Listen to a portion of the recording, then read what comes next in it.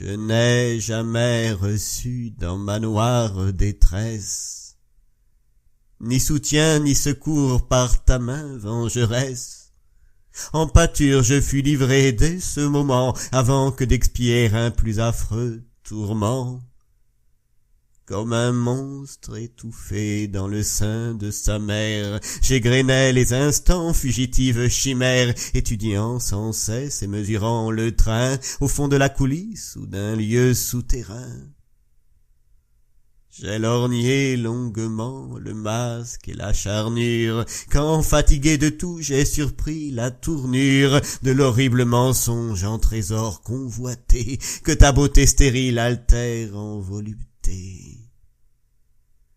Oh, j'ai connu du sort implacable ministre, joli au cœur dur, main revers plus sinistre, par l'étude sévère, âpre et sans lendemain, que dévoila le vice au rebut des humains. Observant les défauts, les gothiques merveilles dont le rire atroce offense les oreilles, j'ai pu leur éventrer l'infâme abjection sous ma plume hardie en l'accusation. Et deviner alors sur la scène tragique le malheur insolent, la foule léthargique, la lèpre immonde errant jusque sur les autels et l'opprobre sanglant des stupides mortels. Les boyaux affamés du faux et de l'horrible, des ombres encourouent la crinière terrible, pour les mieux transporter sous couleur d'amitié et mêler la disgrâce à la fausse pitié. J'ai pu railler ainsi dans mon exil farouche, l'enthousiasme sain, la plainte dans la bouche, et toujours s'astreignant à de bizarres lois, ta beauté crapuleuse et comique à la fois.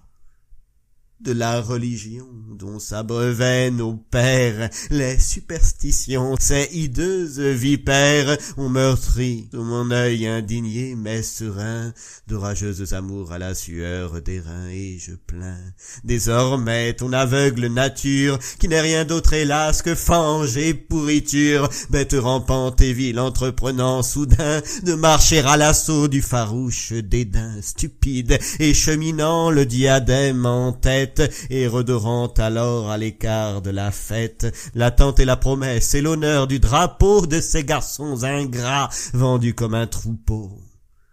Tu ne me prendras plus au désir illusoire, car le renoncement à tout ce dérisoire a cuirassé mon cœur triste et réfléchissant, vieille épave échappée au naufrage croissant.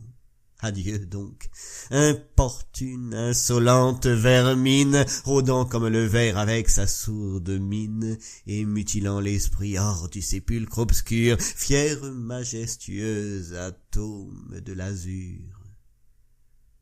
Va donner de la poudre à ces grands jours d'alarme, au sang de tes pareils tu mêleras tes larmes, baiser voleur de temps dont les mornes douleurs s'en viennent épuiser la coupe des malheurs. Tant la mâle beauté s'avançant sur les herbes aiguillonne au néant la dépouille des gerbes, en embrassant les mœurs de ce siècle assassin pour empoigner la corde et sonner le tocsin.